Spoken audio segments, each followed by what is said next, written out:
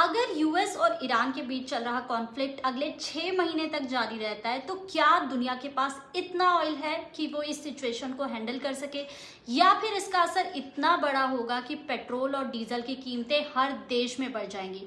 Hello and welcome to my channel. मैं हूं गुरप्रीत और इस वीडियो को आज हम बहुत ही डिटेल से समझेंगे।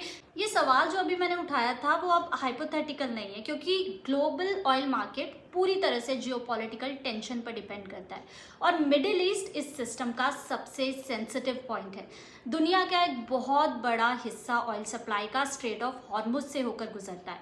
ये एक नैरो सी रूट है, लेकिन इसकी इंपॉर्टेंस बहुत बड़ी है क्योंकि ग्लोबल ऑयल ट्रेड का सिग्निफिकेंट परसेंटेज इसी रास्ते से मूव करता है। अगर इस रूट में डिस्ट्रप्शन आता है, चाहे वो मिलिट्री कॉन्फ्लिक्ट की वजह से हो या सिक्योरिटी रिस्क की वजह से, तो उसका इमीडिएट असर ग्लोबल सप्लाई चेन पर पड़ता है। हाल के समय में यूएस और ईरान के बीच टेंशन्स लगातार बनी हुई है, ये हम सब जानते ही हैं।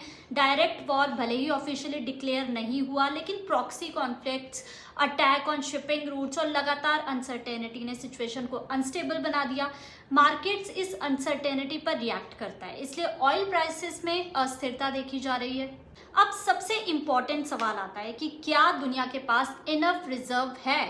टेक्निकली कई देशों के पास स्ट्रैटेजिक पेट्रोलियम रिजर्व होते हैं जो इमरजेंसी सिचुएशन के लिए बनाए जाते हैं, लेकिन ये रिजर्व लिमिटेड होते हैं और लंबे समय तक चलने वाले कॉन्फ्लिक्ट को पूरी तरह ऑफसेट नहीं करते। अगर सप्लाई लगातार डिस्टर्ब होती है तो रिजर्व सिर्फ टेम्पररी रिलीफ दे सकते हैं, परमानेंट सॉल्यूशन नहीं। अगर ये कॉन्फ्लिक्ट लंबा चलता है तो सबसे पहले इम्पैक्ट सप्लाई पर दिखेगा। सप्लाई कम होगी, डिमांड लगभग सेम रहेगी और रिजल्ट होगा प्राइस इंक्रीज। ये बेसिक इकोनॉमिक्स है, लेकिन इसका इफेक्ट सिर्फ फ्यूल तक सीमित नहीं रहता।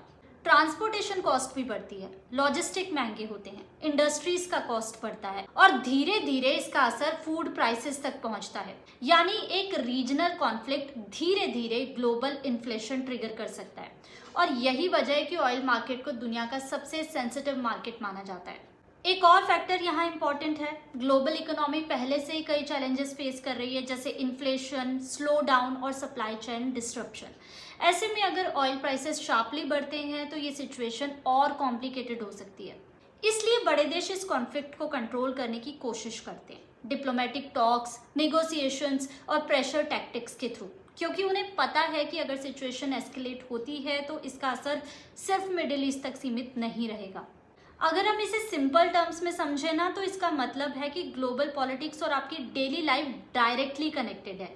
Fuel prices, travel cost, food prices, ये सब अल्टीमेटली जियोपॉलिटिक्स से इन्फ्लुएंस्ड होते हैं और यही इस पूरी स्टोरी का सबसे इम्पॉर्टेंट टेक अवे है।